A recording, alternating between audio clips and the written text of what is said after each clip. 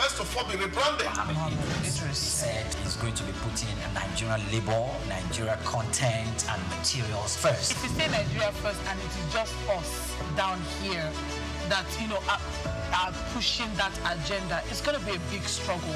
Do you think Nigerian firms, Nigerian organizations should start looking at getting their staff involved in this market or buying to keep for their staff? Within this side, let's also learn citizen diplomacy, see something. This is SOUQ business landscape. Hello, good morning and welcome to your morning staple. This is SBL, SOUQ Business Landscape, and we're reaching you live from SOUQ News Television. It's always a pleasure being here and knowing fully well that you're on the other side and you're part of this production. Thank you very much. It's Monday, Tuesday, Wednesday, and it's a beautiful Thursday in the city of Lagos. They call your side the city of dreams. This is where dreams come true. This is one of the most beautiful places on earth. Hey, come over, Nigeria. Today on SBL, we'll be talking about things that affect us. New things are happening for the first time. 1 trillion Naira getting into the mining sector. Biggest single investment in that sector since the world Nigeria came to be. It's happening and it's possible, and it has not just happened, but it has happened. We'll talk about that. We also get to talk about what's happening in the financial sector. The Naira has been going up, down, up, down. We'll talk about that. We'll also tell you, hey, the capital market is rebounding. Yes, the insurance companies are not sleeping on it. Agriculture, what's happening? They say go to the farm, but you have refused and gone to stay in the cities. Then yes, fruit is happening. China and some African countries. We have a lot to talk about on this living table, so you cannot be absent and you cannot be told or retold, so be present. Go on our social media platforms and be part of this conversation. It's just SOUQ News TV. Follow us, like, and most importantly, share. Don't stop sharing. My name is SOUQ, John Rogers SOUQ, and I'm not alone on this table. Your Excellencies, beautiful ladies and gentlemen, join me as I welcome this beautiful Thursday to the one, the only, the beautiful Swift. Good morning. Good morning, SOUQ. How was your night? It was good, but it was short. I know. You actually look very, you don't look like it was short. You look like you had a fantastic night. I love the wristwatch. I love the tie. I love the swag. You're looking very serious. Thank you. All right. Good morning, Nigeria. Good morning, Africa. And of course, welcome to SBL. And this is where we talk about every matter that affects you. And today we are going to make sure we do justice to all economic issues. Do not go anywhere. Do not go anywhere. Then to the right side of righteousness, we have the fair one himself. Good morning to you, SOUQ. Hello, Swift. Good morning, SOUQ. Great Good morning, in front of you again today, the penultimate day of the week. I was waiting for it to just drop. You're welcome. Yes, we go straight to what we have. We are going to run all the stories that are up there and pushing, and we will put them out. Now, our president, your president, there's just one of them. There's just one of him. Now, Tinubu has announced 1 trillion Naira investment in solid minerals. Now, we always say on this table, remember, play your part, hold every person elected accountable. Now, President Bola Ahmed Tinubu has announced a 1 trillion investment in Nigeria's solid mineral sector as part of efforts to diversify the economy and reduce dependency on oil. The announcement was made during the 10th edition of the Nigeria Mining Week 2025 held in Abuja, represented by the Secretary to the Government of the Federation, Senator George Akume. The president described the investment as a historic step towards unlocking the country's vast mineral wealth. He stated that the 1 trillion allocation represents the largest government-led mining initiative in Nigeria's history. According to Tinubu, the funds will be drawn from the 4.5 trillion increase in the 2025 federal budget. The investment is expected to stimulate job creation, attract private sector participation, and position mining as a key driver of Nigeria's long-term economic growth and sustained development. For a very long time on this table that is alive, we've talked about the mining sector. We've asked major questions. Now we are seeing government saying, okay, good, we are listening. Let's get involved. Remember, after the budget came 49-something billion, the president said, no, let's increase it by 4.5 trillion. And now we are seeing 1 trillion out of that 4.5 trillion getting directly into the mining sector. Who are we going to start saying, now let's kickstart something? Well, it signifies a few things I would like to quickly itemize here.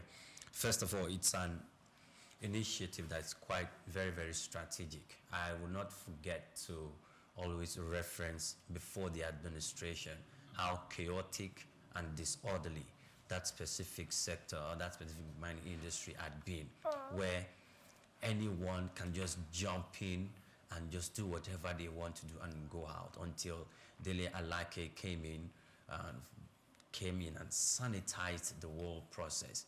After sanitizing the process, or whilst sanitizing the process, we begin to see regulations, laws, where it begins to direct attention to the government having a strong hold in controlling it, regularizing and coordinating how artisans at the ebb of society and the host communities can also participate through there's this specific body that registered artisans, mining artisans at that level that you've mentioned some time ago when we were having this conversation. I was trying to get back their name. And now, to the extent, let's fast forward to now, we're seeing 1 trillion Naira investment. What is the president trying to say? That look, apart from all the policies and the reforms that we've done recently, for us to communicate this investor confidence in order to attract other investors to come into the space, we are channeling 1 trillion Naira into that place. Do remember that most of the economic policies of the president they seem to be infrastructure-driven economic policies. And I am not going to be surprised if from out of this 1 trillion Naira, we'll see part of a larger chunk of that to going into infrastructure. Mr. Chooks, what is this going to metamorphose into? It's going to bring in or break lower down. It's going to increase more forex inflows into the country by way of diversifying our investment platforms to attract foreign direct investment for other people to also pump in money in this specific mining sector. Because if they see that the government is putting 1 trillion Naira there, it means there's going to be lots of money. And if the government is going to put 1 trillion Naira there, it's not going to allow sabotage. It's not going to allow unscrupulous people to come cause the former disorder that everybody is aware we are used to. No. And these are going to attract foreign direct investment too. So if we look at it from that aspect, and we are talking about minerals, and remember there's a subsisting policy about Nigeria adding 30% value to every mineral that we discover from our soil. You almost process it 30%. Process it 30%. And know yourself and Olugbenga, like 30% is quite insignificant. No, we need to start from somewhere. We need to start from somewhere. And in that case, if processing, and we need to add 30% of that, it also requires that government needs to have a facility to also build the cart that, look, this is what we got, this is the lithium we got from underneath our feet. And this is what we have added 30%, we've added 25%, we've added 50%. This is the outcome of it. That means there are going to be factories. That means there are going to be other plants, lithium batteries. We need to be other components that come in as part of what is required to manufacture. Electric vehicles need to also be in place. I think this is the direction where we're headed. Okay. To everyone out there, remember, it's still the very cold season. So hey, we are dealing with it on this table now. Like Prey was saying, 1 trillion is not child's play. And the government have said that we are putting this 1 trillion to fund geoscientific exploration. Yes. Now, that is detailed geographical surveys. So we are not going to just wake up and say we think we have this. No, we have this from here to here. This amount of cubic centimeters, this amount of kilometers, exactly what we have in exact places. Also going to develop critical infrastructure, like Priya also said. So the money is going to specific places. Now, jobs creating, is all enough. Now let me get to you, Swift. Yes. We have seen government talk. Now we are seeing government action. When you put your money, then that means yes, you are telling people that hey, I am not just put your money where your mouth is. My mouth is here, and I want profit. Is this going to really lure the investors, the private people, to come in and really get into this sector? and develop based on the profit they are going to make? All right. So the first thing, I was doing some research and I found out that to build a small mining site is about $150,000 to $100,000. A small one, okay. But a standard one you are looking at over $10,000, and we know that in $10 million. $10 million, I mean, to $200 million. Now we know that in Nigeria we don't have a major mining site. We have a couple, but we don't have a standard major mining site. So what I see the federal government doing is they are because you need to put money to get money. So these investments, because you know, like you stated, and they were very categorical, they were clear. They were like, it's not just for the ministry to enjoy themselves and to buy tea and biscuits. This is for infrastructure. And sometimes money goes in and then you see the budget of the ministry and they tell you entertainment for guests. 25 million, let's come back to this table. So they stated categorically, this money is not for entertainment of guests, people that are coming. This money is to build infrastructure. And if you're looking at the rollout of the fact that, okay, it costs you for a small mining site like in Ekiti, you want to just have a small mining site that is not going to crash and poor miners are going to die, because now it's going to be government. If anything happens to anybody, you're looking at security outfits, you're looking at safety outfits, you're looking at world-class standard, you're looking at between $50,000 to $100,000. And sometimes in Ekiti alone, if you want to do what we are doing, you can have as much as 20 to 30 mining sites. So if you're looking at Ekiti, 20 mining sites, you go to Jos, you're looking at, let's say, another 50. You go to Abuja, you go to Zamfara, you go to... So this money, when you even spread it out, it just looks 1 trillion. It's not really very much because of the industry we are going into.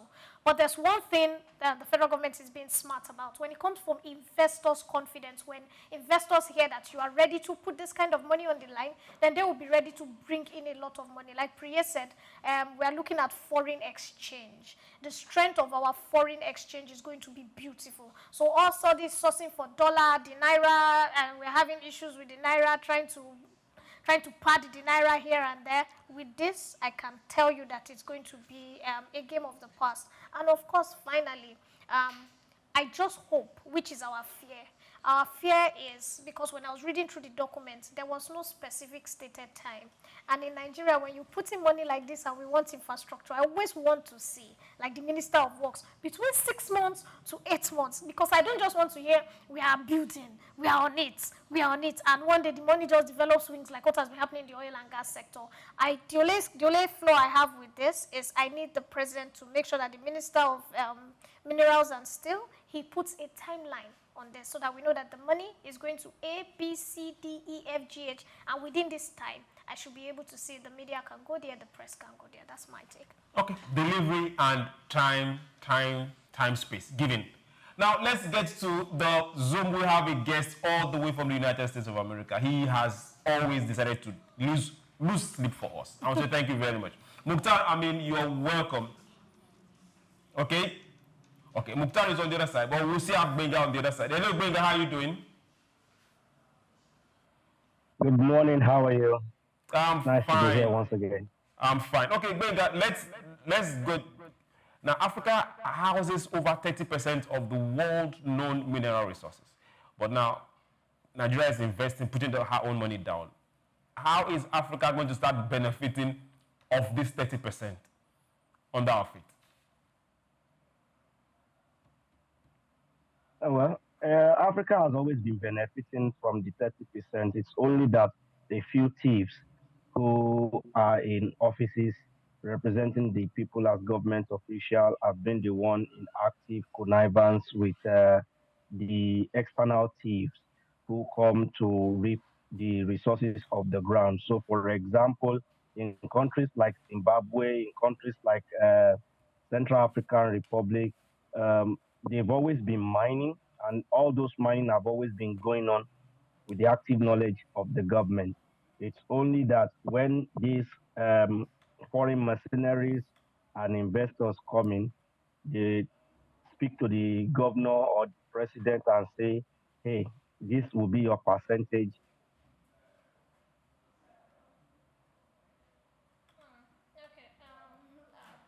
Okay.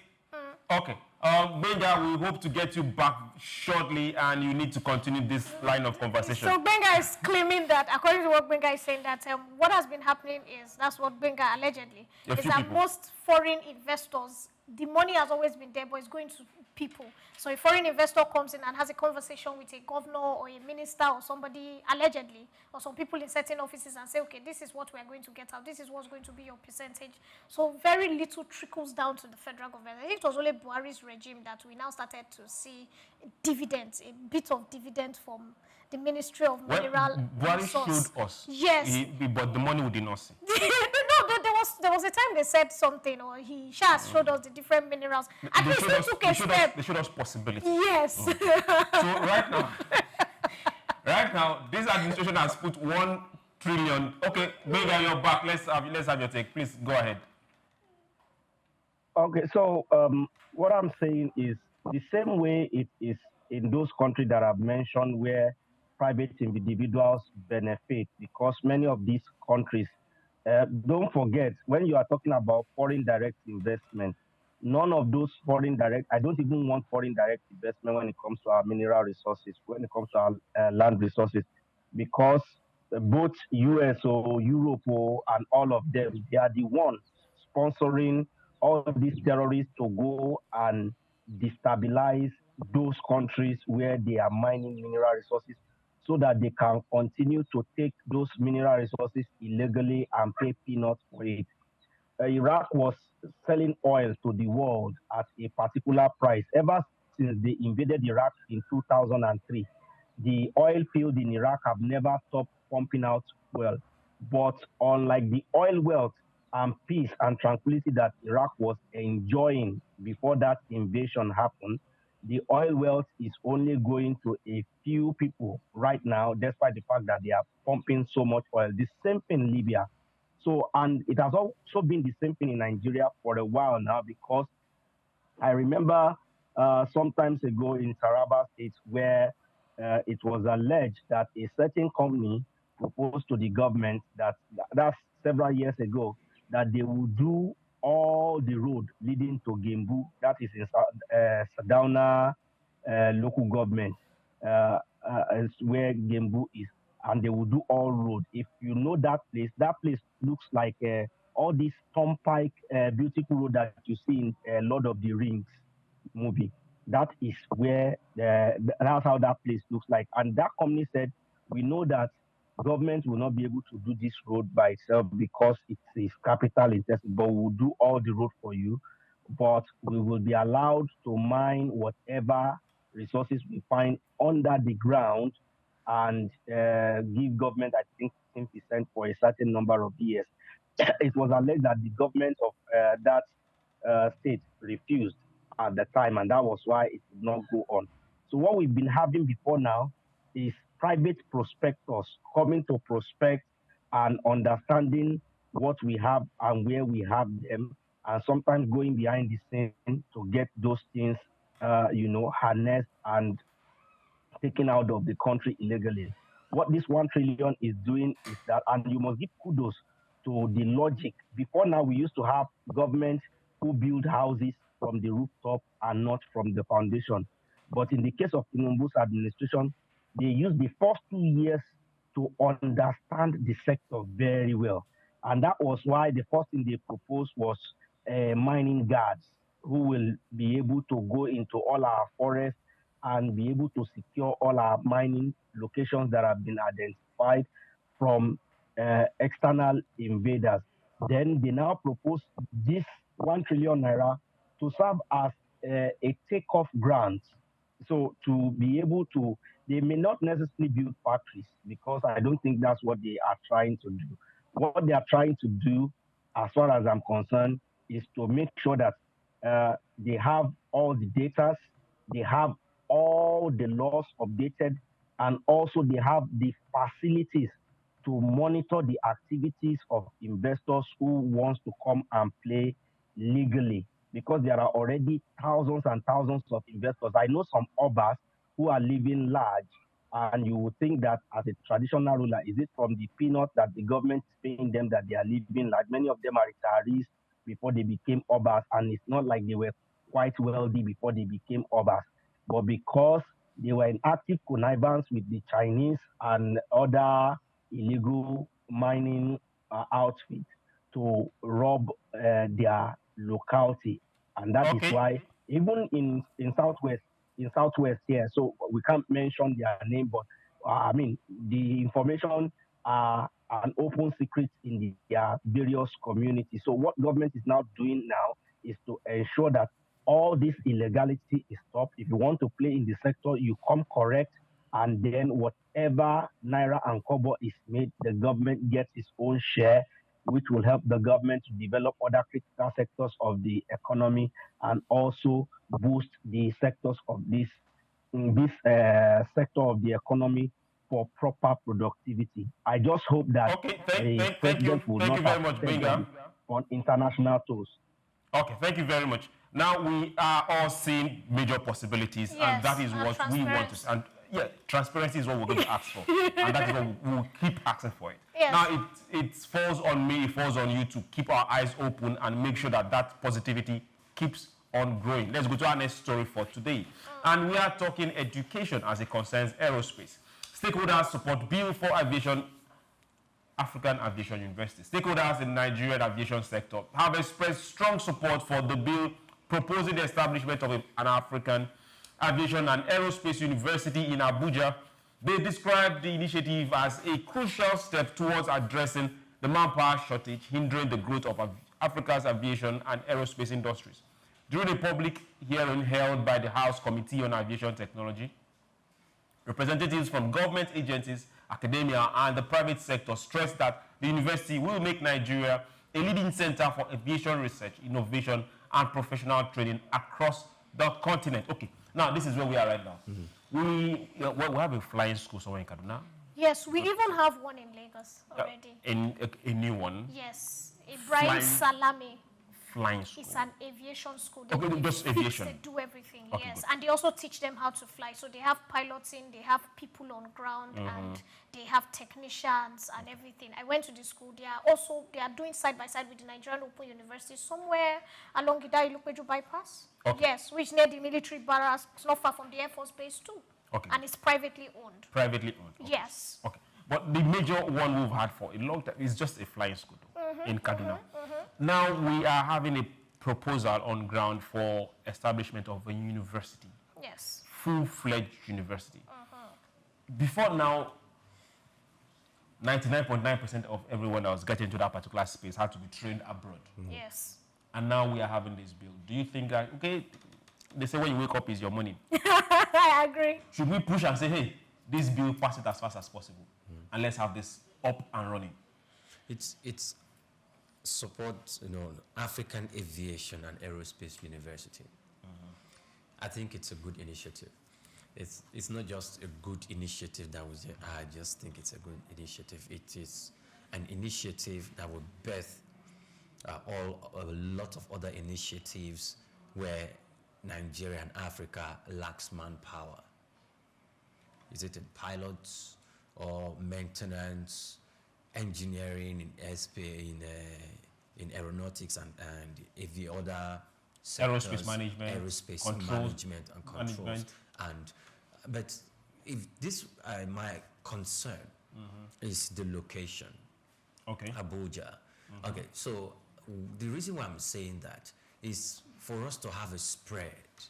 When you have these sort of big gigantuan institutions that have the capacity to attract not only other African countries to send their own engineers to come study over here, because it's not just coming alone. There are other economic activities that are going to sprung up as a result of its presence. There are all other institutions too that are going to want to come up through the presence of these sort of institutions.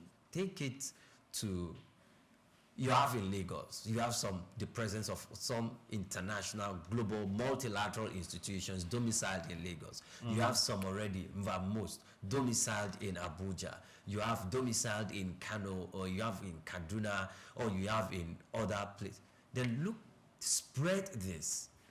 As in they should have campuses in other places, is that what you're trying to say? Not just campuses, locate institutions such as this in other places in the country. If it's going to be in Nigeria, locate it somewhere in other places so that it will attract, I would say, spread and diffuse the economic are you forgetting that Abuja happens to be like the capital, the center of unity? We must not focus our attention there. Then if you take it to Lagos, somebody will say, no, why Lagos? It should not be in Lagos as well. If you take it to Enugu, somebody will say, why Enugu? Okay, can it be, if it's not going to, what's wrong if it's in Delta State? It can be in Delta State. Do you have an international airport in Delta State? What is wrong if it is in Kebbi State? Do you have an international airport in Kebbi State? No, we cannot say it cannot be. No, we're just asking questions. Do you have an international airport in Kebbi State? What is wrong if it's in Kebbi State? What is wrong if it's somewhere in Abia State? Okay, hold on to that. Hold on to that thought. Now, what is wrong? If it is mandatory that we need to, that it needs to be domiciled in a place where we need to have international airport. Do we have the trains that can get there? Do we have?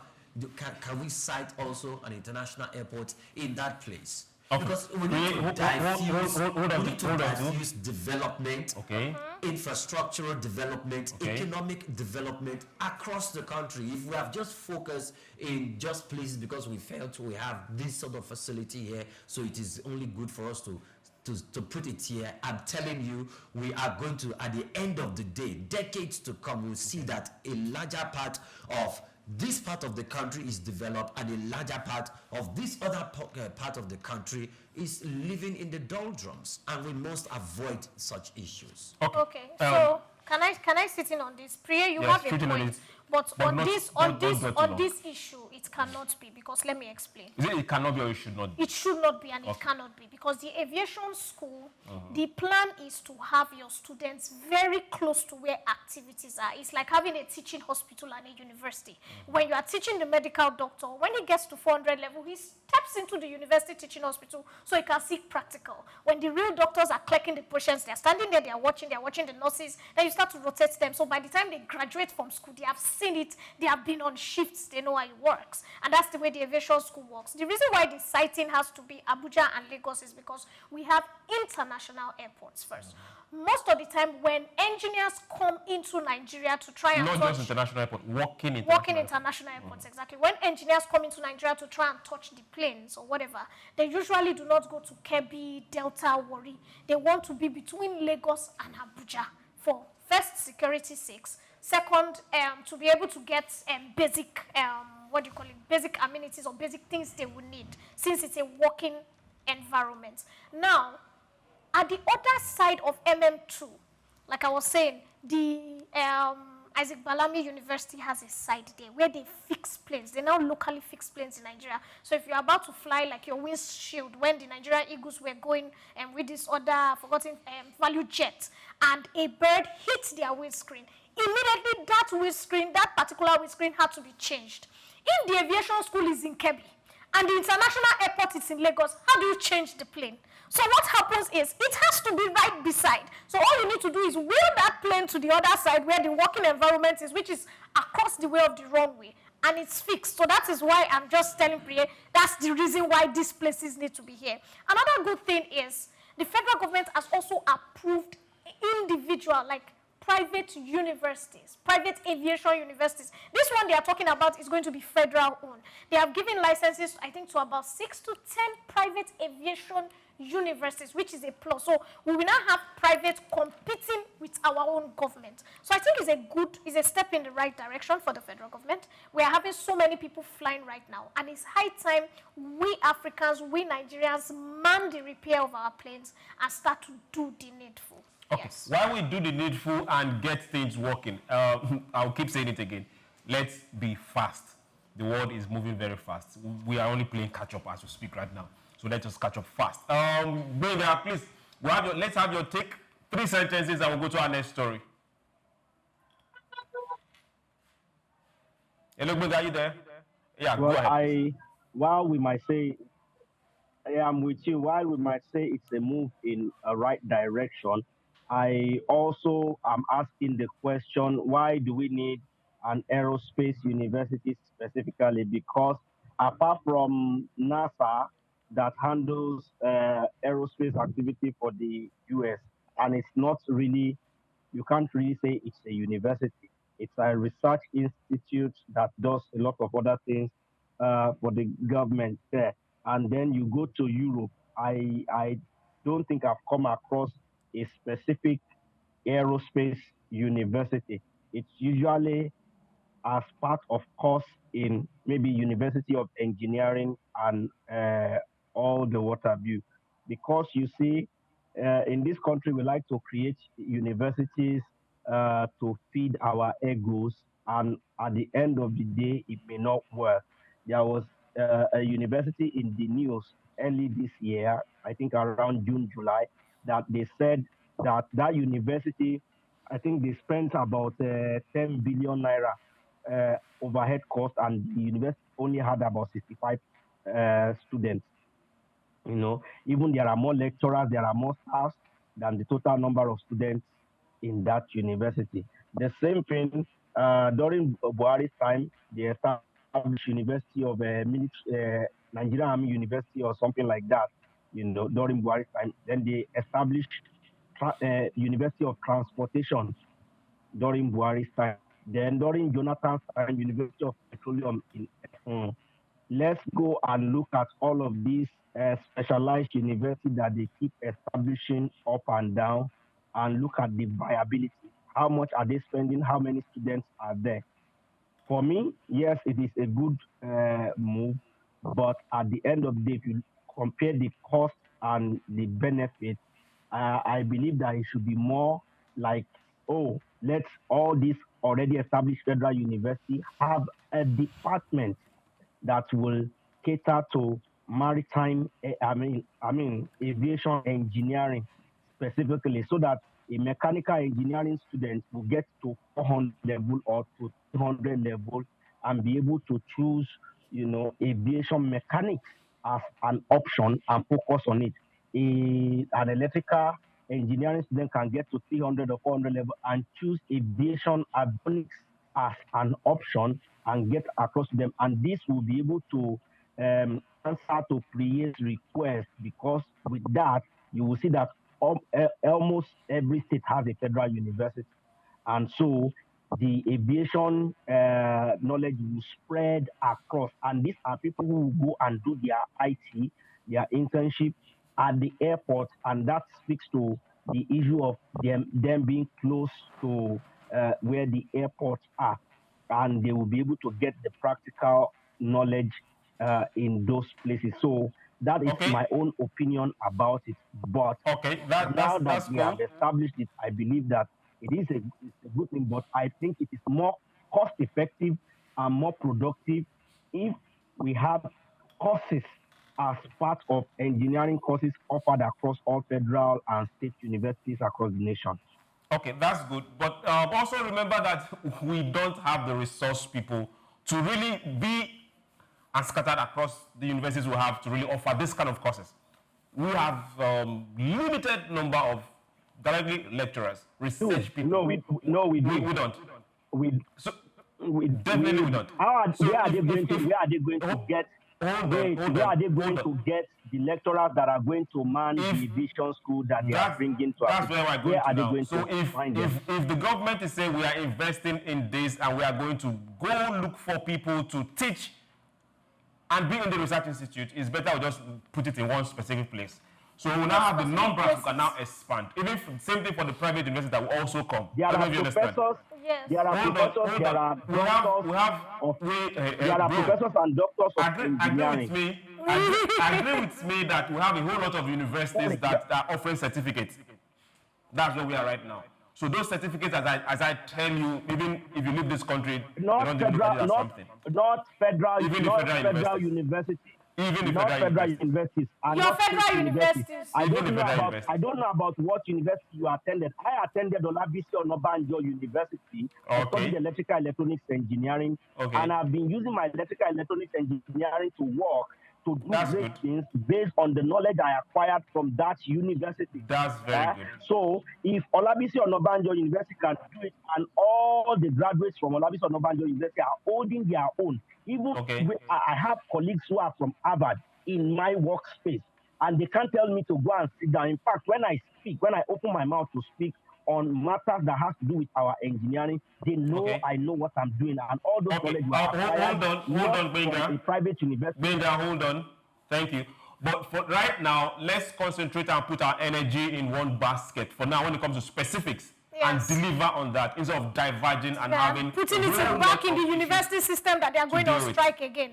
Yes. So now let's go to our next story, and that has to do with finance. Now, the CBN governor here has come up to say that, hey, the CBN governor of Nigeria, Yomi Cardoso, has stated that the Naira is now more competitive following months of economic reforms and currency stabilization. He said these measures have strengthened Nigeria's financial system and improved its ability to withstand external economic pressures. Cardoso made the remarks on Tuesday during the G24 media briefing held on the sidelines of the ongoing IMF World Bank annual meeting in Washington. He explained that the CBN's proactive policy action had helped create resilience and build buffers against potential global shocks, restoring confidence among investors and economic observers. According to the CBN governor, while oil remains Nigeria's most exposed commodity, the impact of market fluctuations has been relatively modest. He added that efforts to anchor expectations and stabilize the foreign exchange market have made the Naira more reflective of economic fundamentals and investor confidence. Okay, after fuel subsidy gone, day one, then the dollar went from relatively what we were managing, fluctuations of the dollar, from 4 to 600 to 800 to 1,000, then 1,008.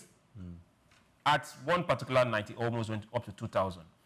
Then of recent, it came down to 1,005, and we've had it for 1,005. We have pegged it 1,4. There's no pegging. The official market is 1,4 There's no pegging. something, yes.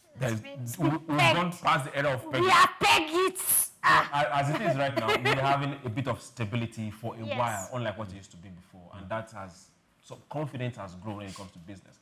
But we also want to say that when all this fluctuation was happening, businesses were dying. That's a fact. A lot of businesses died. A lot of people lost money. And for those that were scamming people, they now gave excuses. No, the dollar went. No, take charge of the businesses that you lost. Now the CBN governor said, okay, good. Dear world, Naira is a bit stable. How well and how good do you think this can last? Is it going to be something that is continuous? Or do you have, or feel that somewhere, somehow, the Naira is being pushed up? Somehow, even if the Naira is being pushed up, one will need to ask what sort of method are they deploying to make the Naira being pushed up? Because if you look at Yemi Cardoso's submission, he derived, or he was making references to some of the some of the economic reforms that the administration has made. And that's even the reason why the Naira has got to where it is, and including talking about inflation and how he was referencing to inflation, that it has actually dipped. But if those were the reasons, remember that the penultimate meeting, the MPC meeting they had, Nigerians were really expecting, including myself, that we are going to remove at least 100 basis points from the 27.5% there. And no, nothing came forth. And when Mr. Cardoso came out to tell Nigerians, like, okay, the current economic reforms, including all other reforms that we've been injecting into the system to stabilize the Nigerian Naira, are beginning to yield some form of benefits, and it will be too hasty for us to interrupt and disrupt the process by bringing down the MPR rates. After then, we now have this just meeting that we had of the MPR meeting, where about 50 basis points was taken off. And when I was looking at some of the experts' review coming from Bismarck Rewane, the CEO of Financial Derivatives, he is looking for that the last meeting, that the NPR meeting that we're going to have this year, again, we are going to experience, or he is optimistic that we are going to experience another reduction in the NPR. And he made references to the same economic reforms that had been taking place in the country, and that these were actually what's responsible. He made references to the energy, and how that in itself it's really stifling and fighting against some of the economic reforms. He made references to other significant areas, and he touched on food inflation, that it actually dropped, and that in itself increased the buying strength of the Nigerian and buoyed the strength of the Naira, power fluctuating between 1,500 and 1,560 Naira, 65 Naira, thereabout. I think those are the places that they touched. But personally, if I want to really look in-depthly, I think most likely we might experience another form of depletion or reduction in the MPR rate. But between now and then, we'll be able to see the reason from the economic ticket. Is the Naira still going to remain as stable as it is now? Well, yes, it is. Okay, that is what I want to hear. Benga, I need your take right now. For those that are in business, there is nothing as sure as knowing fully whether you won't wake up and the Naira dollar rate you saw for 1.5 has done to 1.8 overnight. Do you have? I think that era is gone. That's beautiful. Yes. So I think that era of crazy fluctuation is gone. Okay. So the only thing we might be observing is maybe Naira loses 10 Naira today, loses 15 Naira tomorrow. That is the maximum I expect. I mean, the Naira was at I think 1,450 on Monday, but as of today is at 1,470 something. So it is just those small, and then it will rebound by maybe Monday again. You might see it at 1,420. So it's a bad time for anybody to be holding the dollar right now, because what brought us into this space is not just the economic policy, it's the saboteurs in government. It was alleged, I think it was EFCC that even threw the allegation against some governor that once they collect their monthly allocation for their state, many of them will take it to Bureau de Change and then change it into dollar and go and hide it somewhere. And that was what led to that challenge we had then, that the Naira fell rapidly against the dollar and the price spike happened so much. Then also all this free money they are giving for those who are going on religious excursion, pilgrimage maybe to Saudi Arabia, pilgrimage to Israel, and all the rest. I think all of those ones, they have been all normalized right now, such that all these fringe opportunities that usually shakes the Naira heavily, I think they have been curtailed. So I agree with the CBN governor that yes, there is stability in the market, and that gives hope to a lot of businessmen, because like you have said, I know not one, not two, I can still count about 10 companies that died because of those price fluctuation. You can imagine you bought something when Naira was 400 Naira. Only for you, by the time you exhaust that thing and you wanted to buy the next batch, you sold it at maybe equivalent of 600 Naira to $1, because you got Naira at 400 Naira to $1, and you sold those products at equivalent of 600 Naira to $1, only for you to go back to source for dollar to buy next batch of product and see that what you used to buy 3 containers before cannot buy 1 container of goods again, because the dollar is about 1,008 at the time you went back to source for dollar to import your new batch of products. So those crazy fluctuations really killed a lot of business, but I think we have weathered the storm, and that is why the president is always saying we have turned the corner. I just hope that they will be able to improve upon it and also help all these companies who are exporting products to be able to generate more foreign income into the economy, so that will help stabilize the Naira, apart from the efforts that the CBN and government officials are doing. Thank you very much, Benga. Okay, so go ahead. My final take. And basically, I see the economy, even in fact, I expect that the dollar is still, the Naira to dollar, the Naira is still going to even get stronger over the Definitely. dollar. I'm That's what we expecting want to that see. by December, I'm going to be seeing an 800 Naira per dollar. I am expecting. Now, there are reasons why. By January, prophesying? I'm telling you, by January, the full tax reform is coming in. And a lot of companies that have not been paying their taxation are going to start to push in money. Secondly, the federal government has already made availability. So our brothers and sisters that are coming home from China are not going to have to source for dollar, which is going to be a good one.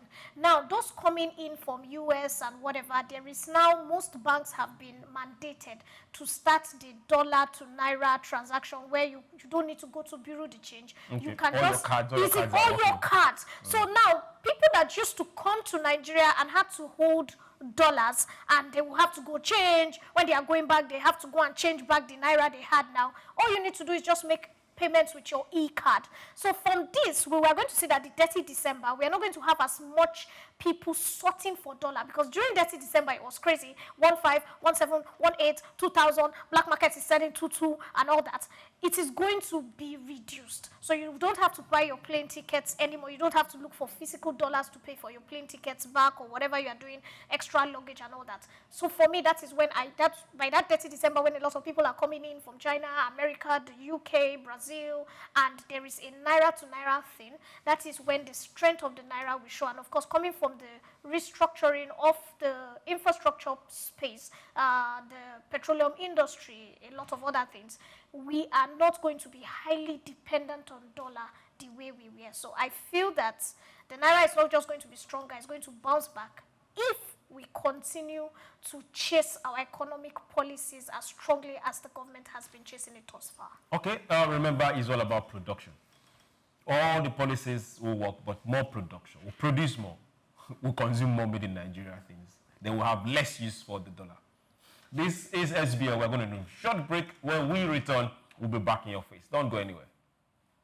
Welcome back. It's still SBL, and we are live here on SOUQ News Television. Remember, if you want to get informed and be part of what's happening in the market, this is your station. So, hey, follow us on social media. Like, share. Let your friends know. Let your co-workers know that this is where they should be. Now, back to our story. We're still with the finance market. What's happening? The stock market gains 20 billion after previous loss. Yesterday was not too good. 2 days ago was not too good. Yeah, the stock market. Nigerian stock market bounced back on Wednesday, gaining 0.02% and adding 20 billion to investors' wealth after a day of negative performance. The rebound reflected renewed investor confidence in key equities that spurred market recovery. Stocks such as Sky Shelter Funds, Royal Exchange, International Energy Insurance, Julius Berger, Omatech, and 29 others attracted strong buying interest, driving the day's positive momentum. The development reversed earlier losses and signaled improving market sentiment among investors. Market capitalization, which opened at 93.756 trillion, rose to 93.776 trillion at the close of trading.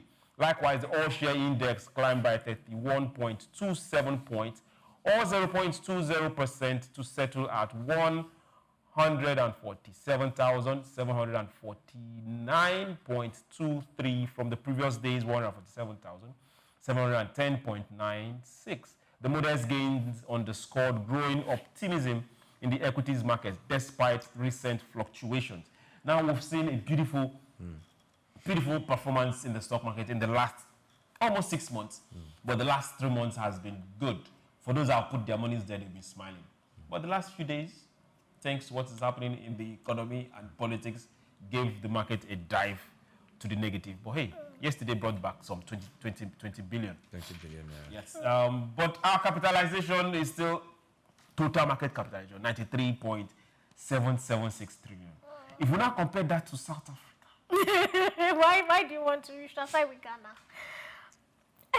Okay. Now, South Africa's capitalization is well over $1 trillion. Now, we are not competing, but we just want to see our economy and our market grow beyond what it is right now. It's good, but we need more production. We need more companies. Then we need them to be quoted. Then we need them to be listed.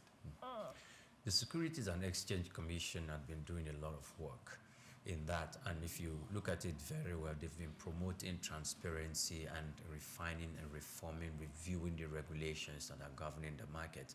That in itself, attracted investors' confidence into that space. And that's why we've been seeing some form of increase. Also, you talked about when there was a decline at some point in time and it picked up again. That's because I think a lot of investors were looking at the short-term investment. Most of them didn't want to go into the long-term investments. Later on, they changed their mind and they started extending and diversifying their investment. That in itself contributed its own quota. But if you take a look very closely, what actually brought in the significant change, I think, is the renewed hope investment by institutional investors. Why a renewed hope investment? Is there anything called renewed hope investment? Okay. Or you're just taking us back to the president's slogan? That's not my intention. So what exactly is your slogan? I wanted to say the renewed investment. Now you're saying interest. Are you sure that Priya is not about to switch? Let's not go there. I want to talk about the renewed investment being driven by institutional investors who actually come into the space. Because if you look at a larger chunk of that 20 billion naira capitalization is coming from construction. Yes. And Julius Berger was actually mentioned in the whole frame of things. And that's the pattern that I saw. And I just want to believe that it will continue on this trajectory even till the end of the year. And by the way, we've seen that over 14 banks, have met up with the CBN new capitalization move that is going to elapse either in March 2026 or somewhere around 2026 is going to be the deadline. But we'll see about 14 banks, meeting that target, and we'll have to see more banks, getting there. And the more we see the increase in banks getting there, the more we see institutional performance, both not only in the banking sector but also in the market. Okay. Swift. Yes. We've seen the insurance sector. All of a sudden, they just decided, okay, we are up. Here we are. Because there was no. It wasn't like they were sleeping. Remember, there was a insurance reform. Yeah, there was a bill, an act that has been passed, mandating a lot of companies now, especially federal parastatals. And if you know who controls the chunk of money when it comes to contracts giving, staffing, employment, it's government. And so we knew that the insurance, it was going to boost. I didn't expect it to boost now. I thought it was going to be January, because a lot of people are waiting till that January. But apparently a lot of people But by the time you wait till January, the shares you're supposed to buy now must have done times 2, times 3. A lot of people are sitting up, yes. So we saw telecoms not as strong as it was. Like it was saying, we saw manufacturing, we saw construction picking up this time around, which is exciting. Of course, the Dangote group is still looking very strong in the middle of the stock market and a lot of other oil and gas sectors. I'm expecting mining sectors to come up as time goes on. Okay. Because of this. But they first need to be quoted and listed.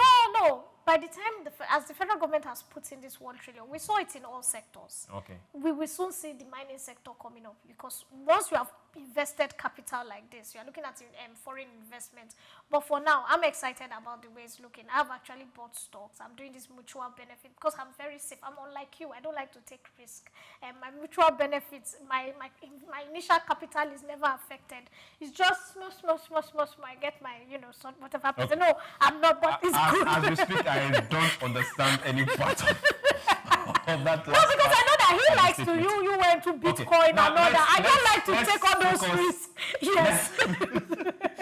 I'm not a risk taker. Let's focus on the matter at hand. Now, for those that have been there, remember that we are going to grow this economy, and it falls on me, it falls on you, and we all have to play our part. Now, let's talk about what's happening with the coordinating minister of the economy. A whole lot has been said in the last few days, and hey, we need to get things and say things right. Now, the ADS chief condemns false health claim about the minister and calls for dignity in public discourse. Sir Victor Wash Olufemi, here is the president and chief executive of the African Development Study Center, has called for greater responsibility and accuracy when reporting on the health of public officials. following recent unverified claims about Finance Minister Wale Edun's medical condition. In a statement issued on Thursday, SOUQ Femi expressed concern over the growing trend of publishing medically unsubstantiated claims about public figures without proper verification.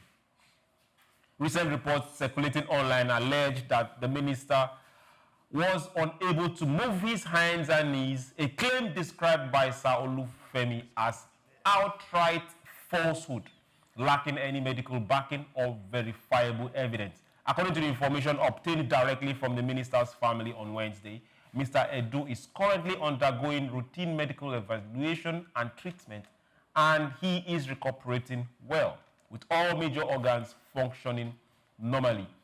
Mr. Olufemi said it is entirely out of place and medically reckless to declare without evidence that his sensory or motor functions have been compromised. He also emphasized the critical importance of protecting public servants who dedicate their expertise to national development. Speaking, SOUQ Femi, who is a knight, underscored his commitment to upholding truth and defending those in public service.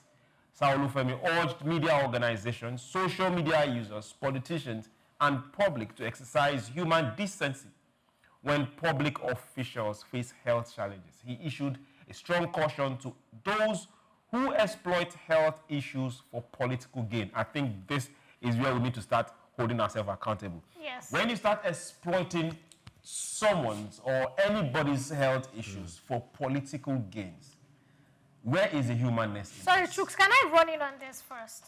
I'm sorry. Was it about 3 months ago or so, we saw a publication similar like what Ambassador Olufemi Wash is upset about.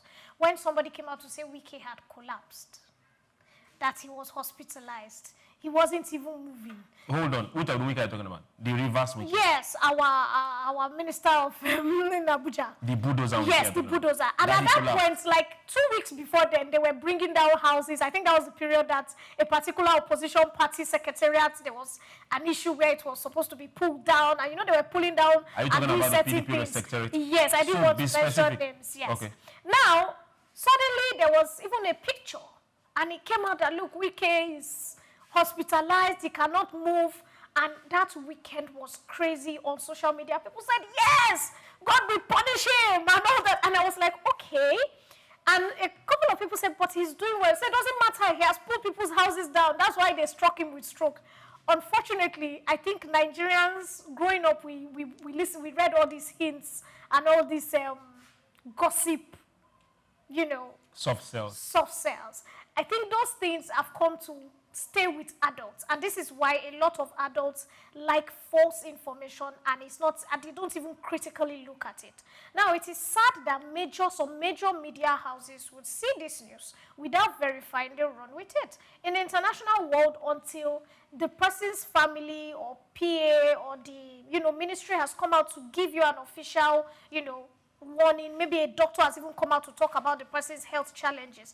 You cannot just go and put online that this is what is happening to this person. He's not moving, he's not talking. It's really wrong. I remember working in a private clinic where we used to have a lot of politicians, and one of the things at a stage in the hospital, we had to sign an NDA, a non-disclosure agreement, because they found out that somebody comes in and maybe the doctor says, oh, this kidneys, let's look at this. And before you say do, one soft seller is reporting that because one nurse at that time or one person in customer service has gone to look at the file of somebody and say, oh, this is what's happening. Like my kidney is not working. And has gone to sell out. And it's published. And many times when the doctor is talking, they are like, okay, this is my opinion. Let's do a second opinion. Let's send you for a scan. Let's send you for, do you understand? Let's send you for something else. And those are the things that we now tell you. So sometimes someone's kidneys may look somehow. The doctor has examined and says, okay, let's get a second opinion. Let's send you for a scan. And by the time they go for a scan, they just find out that, oh, maybe you had too much water or it's not so serious. If you drink more water, maybe it's a bit of kidney crystals and you can pee them out. But you have already carried this information that the person's kidneys are damaged and the person has an issue, and it's going to take 3 to 6 months before the media can now properly sit down. Your own doctors can now come out. You can now come out. So I think people should be sued nowadays, especially media houses, when you carry false information, especially if it's a media house that people believe in, when you carry false information about certain people, people's health should be very careful. We see the Olu Jacob's case, how people have been killing Olu Jacob over the years. In fact, the wife has died several times. The wife had to come out one time with a video literally crying that she was somewhere and people just started holding her and they were like, we are so sorry. And she was like, I just spoke to my husband 2 minutes ago. And so it is this bad. I saw somebody put Olu Jacob's picture up on their DP and I said, do you know him before? They said he has died. I said, why don't you confirm this information before you put it gone too soon, sharing videos. In fact, it was a trend on Twitter at a stage. So I think what Ambassador Femi Oluwash is trying to say, Oluwafemi Wash is trying to say that, look, you need to be very careful. People should be held accountable. And the minister is fine. So why are you spreading these false rumors? Yes. Now, Priye, let's talk business. Okay.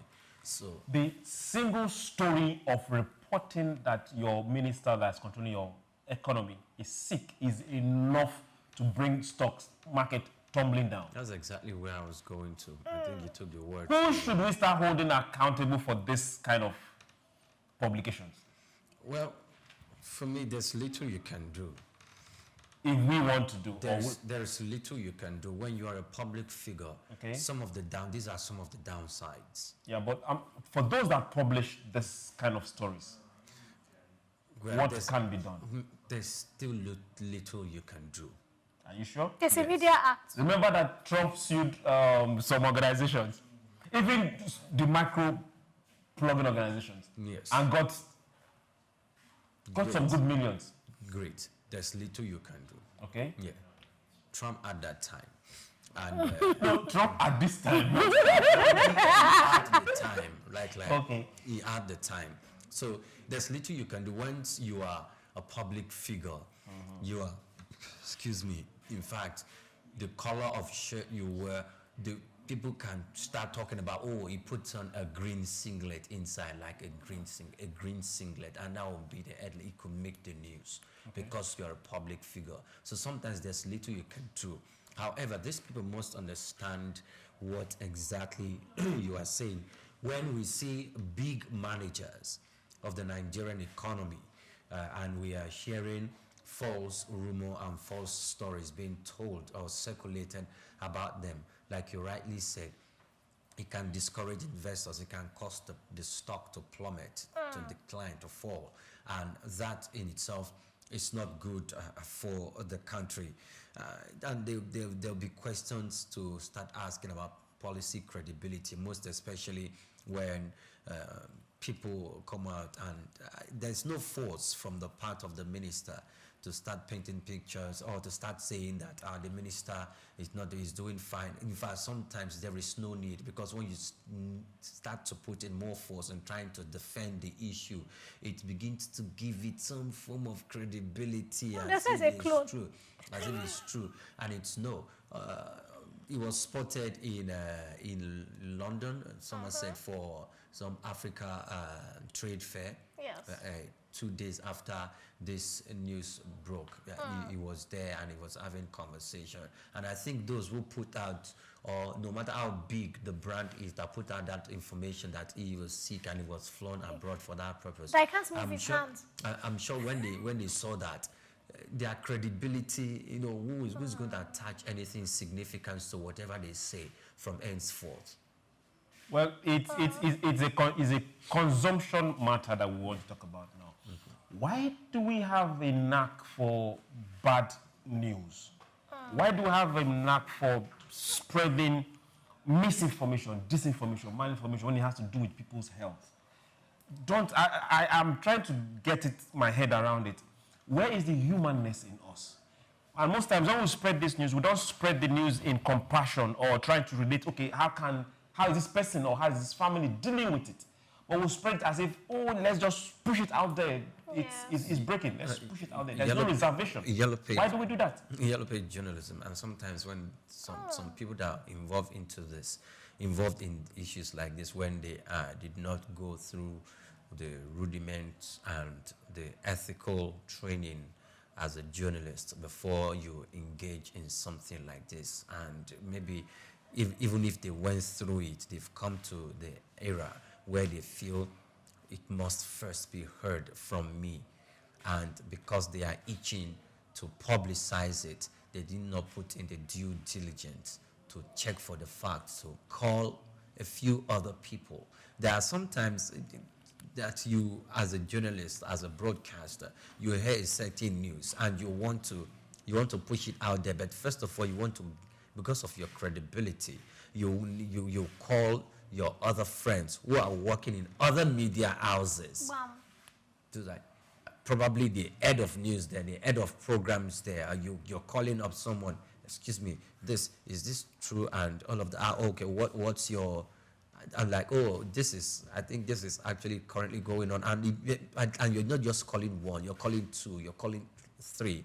You're reaching out to, and these are names that have credibility. And some other times, if you want to really get, you can call even the family of whoever they are trying to put in public space, or call a member in the Ministry of Finance.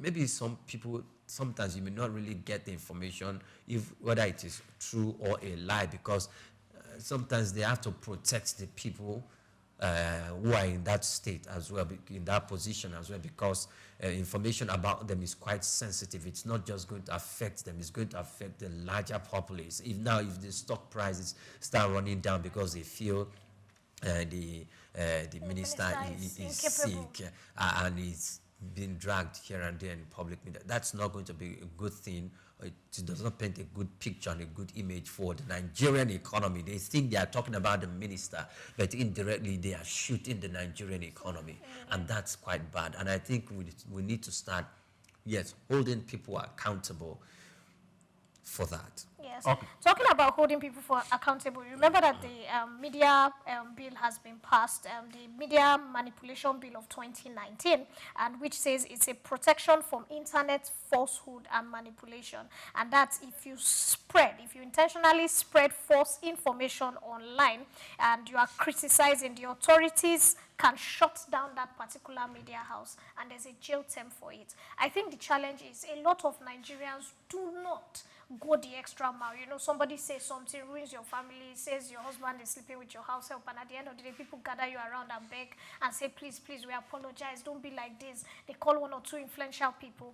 Over there, overseas, people would actually sue you for damage. They will sue you for their mental health, libel. So imagine if the minister decides to sue these particular bloggers and people for libel, mental health, his family was disrupted, the emotional trauma that his family went through receiving this information, and a lot of other things. People will now come out and beg, how much is this person making? How much is Swift Media really making that you want to close it down? And then you see me online crying that I apologize, so it's because I'm from a particular region of the country. That always comes up.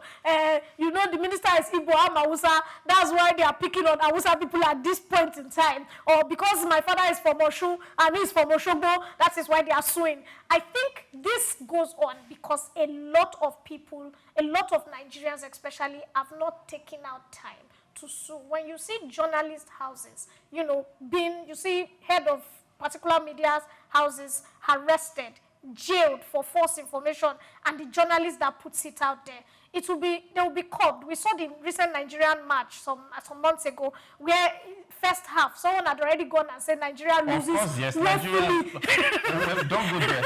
Don't, please, I beseech you in the name of the Lord. Don't no! Because where that came from, don't go there. Let's just forget it. Let's pretend we didn't hear it. Now, to everyone out there, first of all, let this be at the back of your mind. We are all humans, and we can get sick, and we will recover. But don't take pride in reporting someone else's ill health. Yes. And don't go ahead and report false information when the person might not even be sick in the first place. We've seen that happen several times. And we should start holding people accountable and responsible for the falsehood they report.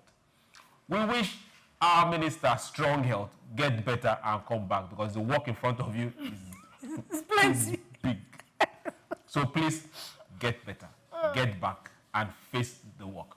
Benga, you're still here. We'll give you some few minutes to respond, and we will have to close the show after you. Go ahead, please. All right. Everybody has said a lot of things about this issue of false information being peddled, and it is not a problem of media house anymore because everybody that has a phone that has WhatsApp is a media house now. So even if you go after media houses, what about those who forward messages recklessly? And the forwarding of messages recklessly without verification had led to war in some African countries in the recent time. I think 2015, 2016, thereabout. There was a fracas in Kenya and I think Central African Republic that was um, ignited by all this reckless message sending. My own contribution is simple. You need to sensitize people through training.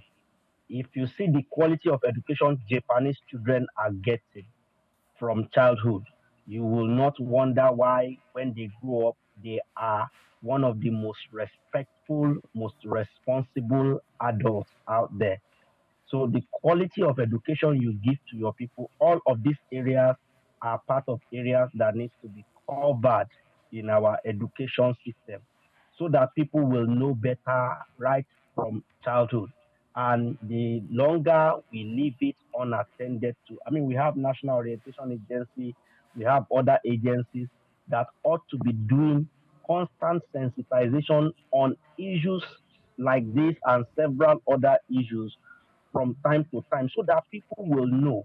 Okay, for example, in Japan now, a child of 4 years old or 5 years old knows that once they get to the zebra crossing, you acknowledge the driver who waited for you to cross by bowing down. That is their own culture over there. They'll bow down. And then after crossing to the other side safely, they'll bow down again to say thank you. The issue of cleanliness is taught to them from early childhood, and that is why when they went to World Cup, I think in Russia 2018, the area of the seat where the Japanese fans sat, despite losing that match, I think against is it against Belgium, they cleaned their seats. They clean, and their footballers always leave their dressing room tidy. They know that the stadium has employed people to clean the seats. They know that the stadium has employed people to clean the dressing room. And let me tell you, an average Japanese that you see going to all these World Cup matches to go and watch their team play are millionaires, in dollars. But yet, because, like the Bible says, teach a child the way it will grow. And when he grows up, he will not depart from that way which you have taught him or her. They are showing it. The Japanese are showing it. But who is teaching the Nigerian child that peddling false information, you want to, it's not just even peddling news. All those pranksters who play prank on people, you don't know whether that person has high blood pressure. You don't know whether that person has an underlying health issue. We've seen people, I think University of Nigeria, Nsukka, a particular student died who was doing POS business, pending his call up to her call up to NYC. She was pranked and she jumped off a moving keke and she died, because a prankster wanted to trend. And all of these things still happen till today. We will watch these pranks and we will laugh. Somebody will go to university and be making fun that because they cannot pronounce this word very well, they cannot pronounce that word very well. And you don't know that it is an invasion of those people's privacy when you post Okay, Benga, bring us back home, videos please. to ridicule them. So, so what I'm saying on the long run is that we need a lot of sensitization. Punitive measure is not enough, but we need to do more punitive measures so that by the time they know this person is punished for peddling this false news, that person is punished, it will reset the brains of those who are in the habit of doing this bad things. Then, as you are doing punitive measure on one side, you are doing a lot of sensitization so that people will understand the damage this thing can do to the nation. Nations can descend to wars, to civil wars, simply because of one careless breaking news that someone did not verify. That is my own take on it. Thank you very much, Benga. It's been a pleasure having you on SBL today. We look forward to having you next time. Thank you very much. Thank you for having me. You're welcome. Gentlemen, and beautiful lady, thank you very much for being on this program today. Remember, for those out there, follow us, join this conversation. Let's not end it here. Let's continue.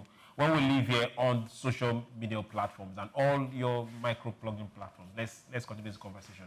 My name is SOUQ, John Rogers SOUQ. Remember, be the best version of you. And never, ever let your neighbor go alone.